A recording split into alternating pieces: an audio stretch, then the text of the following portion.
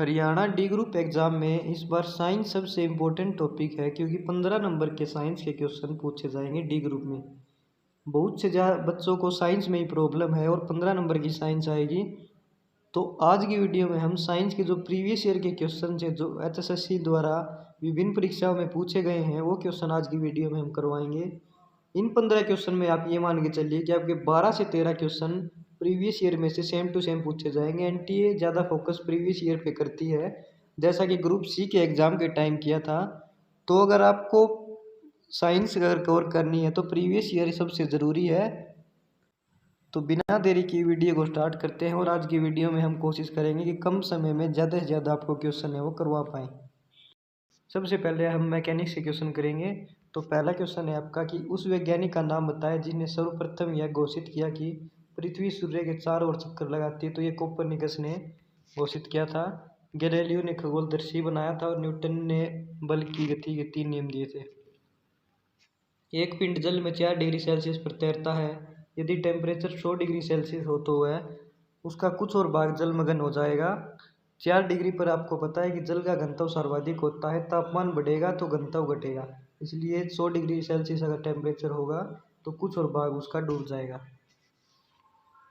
Next question है कि चंद्रमा के प्रकाश को धरती पर पहुंचने में कितना समय लगता है। तो ये लगता है 1.3 सेकंड। आप ये निकाल सकते हैं फॉर्मूले से कि चंद्रमा से पृथ्वी की दूरी इतनी है, प्रकाश की चाल 3 लाख किलोमीटर प्रति घंटा है। तो आप दोनों को डिवाइड करेंगे तो टाइम आ जाएगा। अगला क्वेश्चन है कि रोड या रेल परिपथ पर वक्रों का झुकाव क्या प्रदान करने के लिए दिया जाता है। तो ये सेंट्रीपेटल फोर्स है ना, जो है उस वो देने के लिए किया जाता है विकेंद्रीय बल। आप ये इसकी डेफिनेशन पूरा एक्सप्लेनेशन भी पढ़ सकते हैं आप वीडियो को पॉज करके। हम अगला क्वेश्चन देखते हैं कि जब दूध को भिगोया जाता है तो उसमें मलाई अलग हो जाती है। दूध भिगोते हैं तो मलाई अलग हो जाती है। ये अब केंद्रीय बल के कारण होती है, सेंट्रीफ्यूगल फोर्स के कारण। अगला क्वेश्चन है कि हाइग्रोमीटर का उपयोग किया जाता है सापेक्ष आर्द्रता मापने के लिए, और हाइड्रोमीटर ऐसा संयंत्र है जिससे अपेक्षित घनत्व मापा जाता है। नेक्स्ट क्वेश्चन है कि पृथ्वी के किस भाग पर जी की वैल्यू पूछी गई है। तो जी की वैल्यू जो होती है ध्रुवों पर मैक्सिमम होती है और अक्ष पर मिनिमम होती है। इक्वेटर पर मिनिमम और पोल्स पर मैक्सिमम होती है। जैसे ही हम अक्ष से ध्रुव की तरफ जाते हैं तो जी की वैल्यू इंक्रीज होती है, और ध्रुव से अक्ष की ओर आते हैं तो जी की वैल्यू डिक्रीज होगी। आप पूरी एक्सप्लेनेशन देख सकते हैं, इसमें यही दिया हुआ है। और पृथ्वी के जो सेंटर होता है वहाँ पर जी की वैल्यू है वो 0 होगी।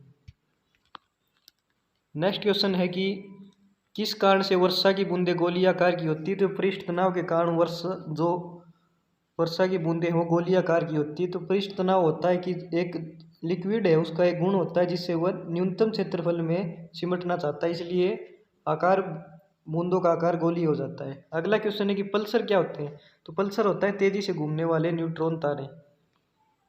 नेक्स्ट क्वेश्चन है फ्रिक्शन कोण और रिपोज कोण किस रूप में होते हैं। तो ये होते हैं एक दूसरे के समान। अगला है कि इनमें से किस द्रव का घनत्व सबसे कम होता है। तो ये पेट्रोल का सबसे कम होता है। इन चारों की अगर बात करें तो मरकरी का इन चारों में सबसे ज़्यादा होता है। अगला क्वेश्चन है कि किस प्रक्रिया से लालटेन या लैंप की बत्ती तेल ऊपर चढ़ता है। तो केशिकातों के द्वारा ये ऊपर चढ़ता है।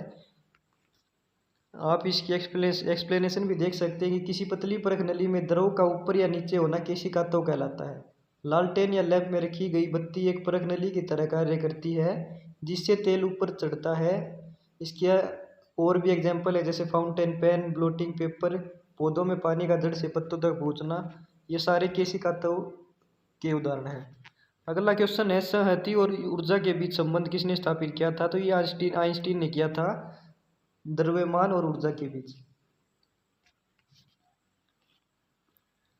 और अगर हम बात करें कि ये E = mc² ये फॉर्मूला दिया था, इसके द्वारा ये संबंध है वो स्थापित किया था।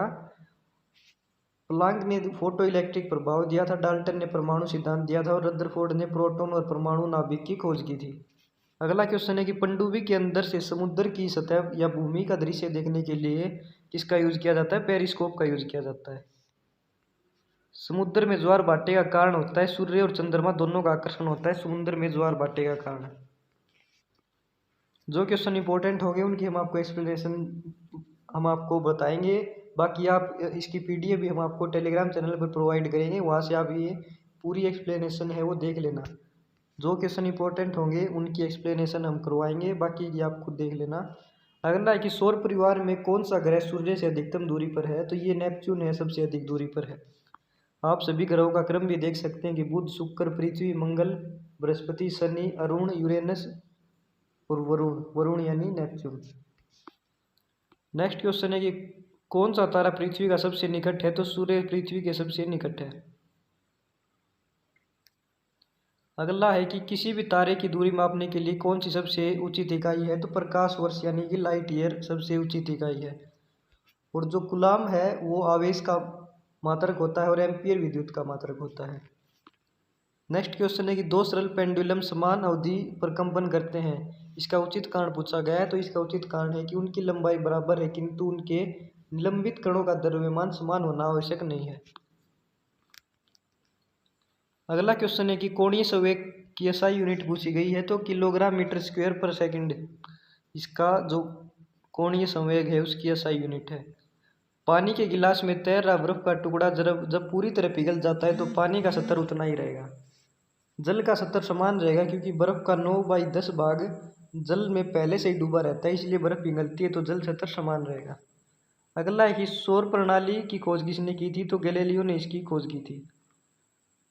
किसके कारण द्रव की मुक्त सतह एक शीट की तरह व्यवहार करती है तथा कम से कम संभव क्षेत्रफल में संकुचित होने की प्रवृत्ति रखती है, तो ये कोएशन फोर्स है उसके कारण। अगला क्वेश्चन है कि द्रव सभी दिशाओं में बराबर मात्रा में दबाव प्रसारित करता है, यह कहलाता है, यह पास्कल का नियम कहलाता है। बॉयल का नियम जो है वो गैसों के विषय में है, जबकि आर्किमिडीज का सिद्धांत है वो उत्प्लावकता के विषय में है। बार किसकी इकाई, तो बार जो है वो वायुमंडलीय दाब की है। एटमॉस्फेरिक प्रेशर की इकाई है वो बार है। ऊष्मा की इकाई अगर पूछी जाए तो जूल है। तापक्रम की इकाई सेल्सियस और विद्युत धारा की इकाई एम्पियर है। ये यूनिट बहुत इंपॉर्टेंट है, एक यूनिट का क्वेश्चन आपके एग्जाम में 100% पूछा जाएगा, तो आप सभी यूनिट याद करके जाना जो इम्पोर्टेंट है। अब आप हमने इस क्वेश्चन में आपको 4-5 यूनिट बताई हैं, ये बहुत ही इंपॉर्टेंट यूनिट्स हैं। अगला क्वेश्चन है कि बहुत ही अल्प समय अंतराल को शुद्धता से मापा जाता है, तो ये मापा जाता है परमाणुविक घड़ियों से। क्वार्ट्ज का प्रयोग साधारण घड़ियों में किया जाता है, जबकि परमाणु घड़ियों द्वारा बहुत ही अल्प समय अंतराल को मापा जाता है।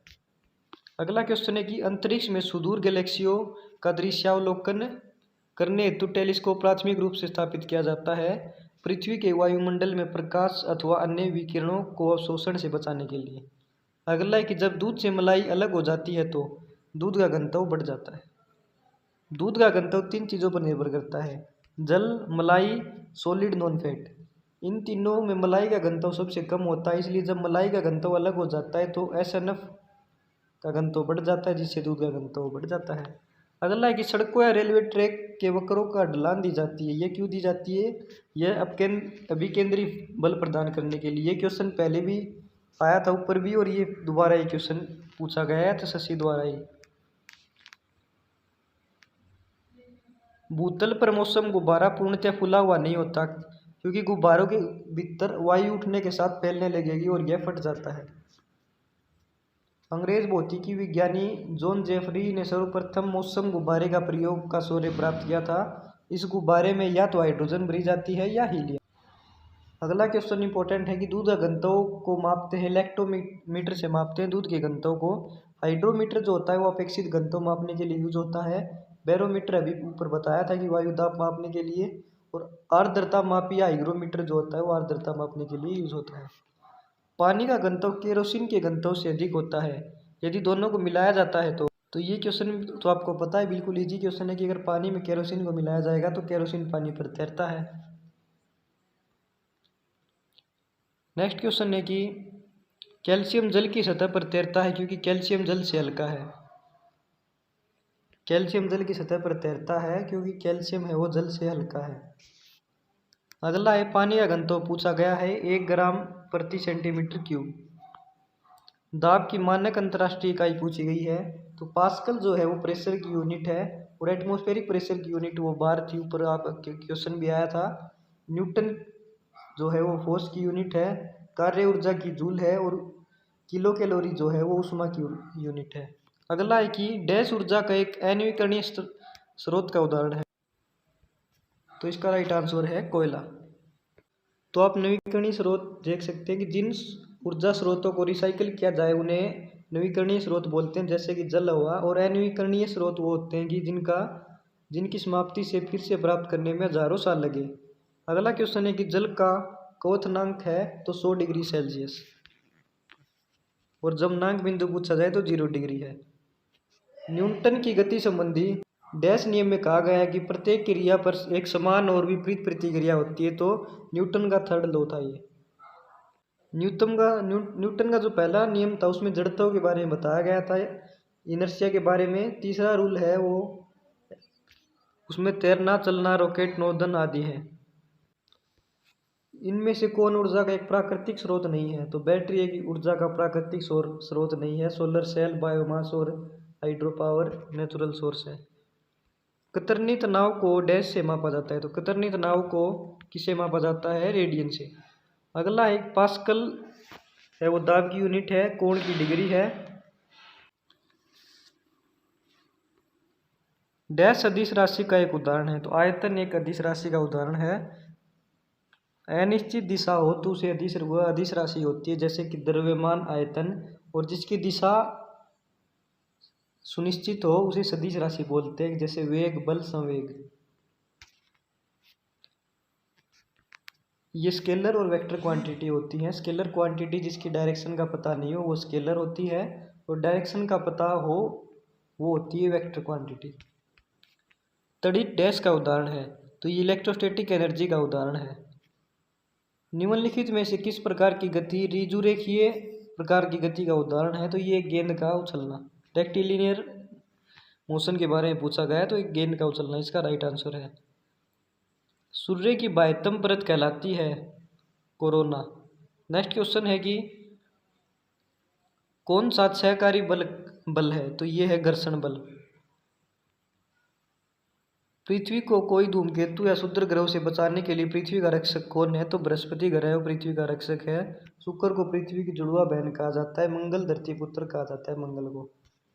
पवन की गति मापने के लिए कौन सा उपकरण यूज होता है? तो इसके लिए यूज होता है हाइग्रोमीटर, एनीमोमीटर। हाइग्रोमीटर जो होता है वो अपेक्षित आर्द्रता मापने के लिए यूज होता है। पवन की गति मापी जाती है एनीमोमीटर से। बैरोमीटर वायुमंडलीय दाब मापने के लिए, और हाइड्रोमीटर अपेक्षित घनत्व मापने के लिए। एक प्रकाश वर्ष पूछा गया है तो 9.5 गुणा 10⁻12 किलोमीटर। अगला क्वेश्चन है सूर्य एक क्या है? सूर्य एक तारा है। इनमें से किस ग्रह का कोई उपग्रह नहीं है? तो शुक्र का कोई उपग्रह नहीं है। सौरमंडल के 8 ग्रहों में से केवल बुध और शुक्र ग्रहों का उपग्रह प्राकृतिक उपग्रह नहीं है। पृथ्वी का एक प्राकृतिक उपग्रह चंद्रमा है, और मंगल ग्रह के 2 फोबोस और डिमोस है। अगर सबसे ज़्यादा उपग्रह पूछे जाए तो शनि ग्रह के सबसे ज़्यादा उपग्रह हैं। तो 50 क्वेश्चन आज की वीडियो में हमने कर लिए। आज की वीडियो में बस इतना ही। अगर आपको वीडियो अच्छी लगी हो तो वीडियो को लाइक करें और ज़्यादा से ज़्यादा शेयर करें। अगर आपको इन क्वेश्चंस की पीडीएफ चाहिए तो आप हमें कमेंट सेक्शन में बताएं, हम आपको टेलीग्राम चैनल पर पीडीएफ है वो प्रोवाइड कर देंगे।